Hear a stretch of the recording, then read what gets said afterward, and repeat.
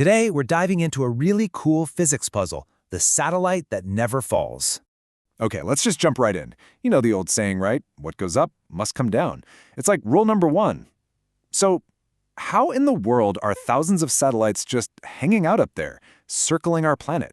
Are they just ignoring gravity? It's a really good question, and honestly, a super common one. It feels like it completely breaks the laws of physics, doesn't it? I mean, why don't they just fall? Well, it's not magic, but the answer is, frankly, beautiful.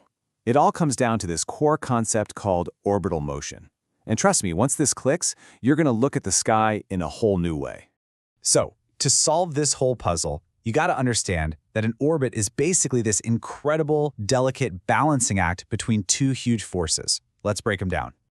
All right, so here are the two main planers.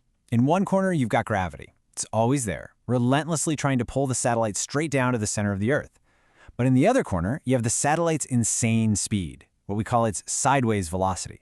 And this part is key. It's not moving up, it's being flung forward, parallel to the Earth's surface, at thousands of miles an hour. So, you've got this downward pull and this massive forward push. What happens when they meet? Well, this is where it gets really elegant. They combine to create, well, the art of falling, and just constantly missing the ground. Okay, picture this. The satellite is just zooming forward in a perfectly straight line. But at the same time, gravity's tugging it down. So instead of a straight line, its path starts to bend into a curve. And here's the absolute kicker. If it's going at just the right speed, the amount that it falls perfectly matches how much the Earth curves away underneath it. And that is the whole secret right there. The satellite is falling. It is constantly, every single second, falling toward Earth. But it's moving forward so fast that it keeps missing. It literally falls around the planet instead of crashing into it. It's just perpetually overshooting the landing. Okay, so we've got the basic idea down, which is super cool. Now, let's put the official science name on it.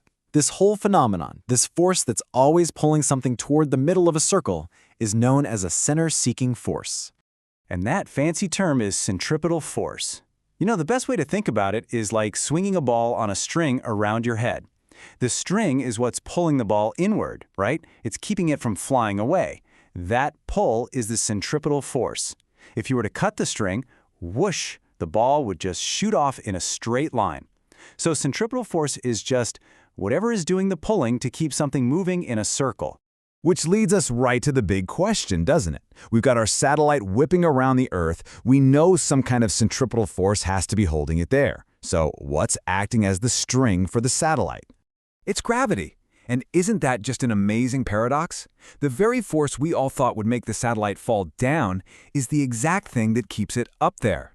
Gravity is the string. It provides that constant inward pull that takes the satellite's straight path and bends it into that stable orbit.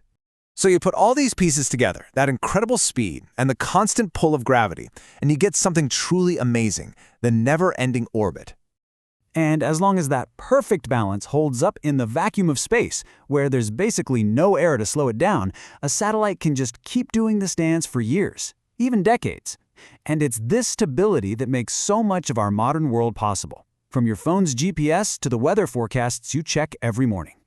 So, the crucial thing to remember is this. Getting into orbit isn't about escaping gravity's pull. That's a huge misconception. It's really about getting enough sideways speed so that when you start to fall, you just keep on missing. It's the amazing art of perpetual falling. Kind of makes you wonder, right? What other rules of the world aren't quite what they seem?